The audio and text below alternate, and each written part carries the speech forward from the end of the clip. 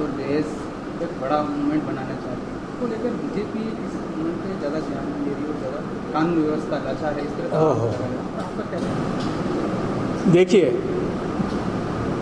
जो नीमच की दुर्घटना है उसकी मैं निंदा करता हूं और वो बहुत ही दुर्भाग्यपूर्ण दुर्घटना थी।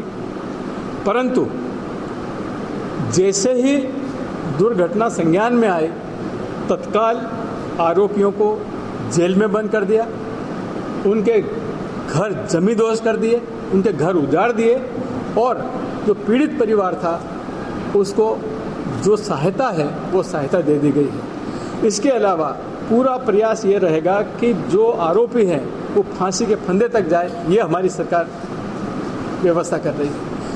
अब कोई व्यक्ति ऐसी दुर्घटना पर भी राजनीति करे तो ये तो शर्म की बात है उनके लिए। जो कुछ संभव था वो सब कुछ किया। आप बताइए, इसके अलावा आप मुझे सुझाव दें कि ये होना चाहिए, वो भी करवा देंगे हम, पर जो संभव था वो कर दिया गया है।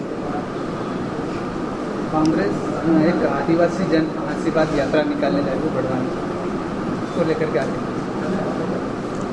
अब इनके पास ऐसी यात्राएं निकालने के सिवाय दूसरा कोई काम बचा नहीं है। घर में बैठे बैठे बोर हो गए हैं।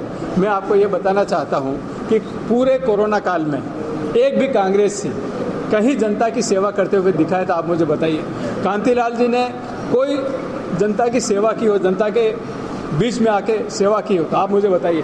मैं लगातार एक दिन घर पे नहीं रहा, मैं लगातार जनता के बीच में रहा। जो मेरे से सेवा बन सकती थी, जो भारतीय जनता पार्टी के कार्यकर्ताओं से बन सकती थी, हमारे जिलाध्यक्ष बैठे हैं, हमारे पूर्व जिलाध्यक्ष बैठे हैं, हमने सब ने मिलकर के रोज हम कार्य करते थे, मरीजों को सहायता करते थे, आम जनता को मदद पहुँचाते थे। परंतु कांग्रेस के साथियों ने सिवाय सरकार को कोसने के कुछ नहीं किया। और कांतिलाल जी तो गायब हो गए थे।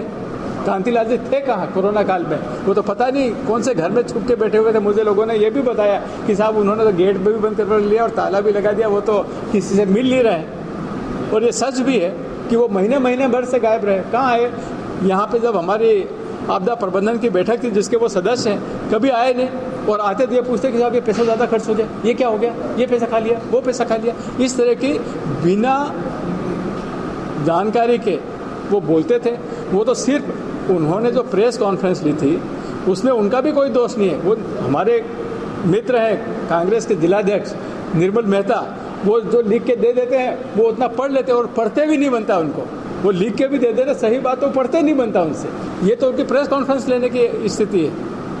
सर, हर चुनाव आता है और उस समय ये मूवमेंट ये मुद्दा रहता है, जैसे कि कृषि कॉलेज की मांग होती है, लेकिन अभी तक वो कृषि कॉलेज के लिए कोई पत्र नहीं गया। देखिए, कृषि कॉलेज के लिए हम लोग, मैंने लिखा है पत्र। हमारे यहाँ पर रतलाम में एक हाई लेवल की लेबोरेटरी की स्थापना की मांग की है। हॉर्टिकल्चर के मामले में हमारा प्रदेश में रतलाम बहुत अग्रणी जिला है। जो ग्लूकोज का स्तर होता फ्रूट्स में, अमरूद में, अंगूर में, दूसरे फलों में, उसका एक पर्टिकुलर लेवल के फलों को ही हम निर्यात कर सकते हैं। अगर ज़्यादा ग्लूकोज हो गया या कम हुआ तो वो फल निर्यात नहीं हो पाते। तो उस हाई लेवल की लेबोरेटरी के लिए मैंने हमारे देश के यशस्वी कृषि मंत्री परम आदरणीय नरेंद्र सिंह जी तोमर साहब से मैंने चर्चा की है। कृषि कॉलेज के लिए मैंने चर्चा की है। और आप ऐसी बात कर रहे हो, मैंने तो अलीराजपुर के लिए लड़कियों के लिए अलग कॉलेज, वहाँ पे इंजीनियरिंग कॉलेज और जोबट में 100 बिस्तर के अस्पताल की मांग की है। और मैं आपको बता रहा हूँ, ईश्वर ने चाहा तो ये सब बातें सार्थक हो गई।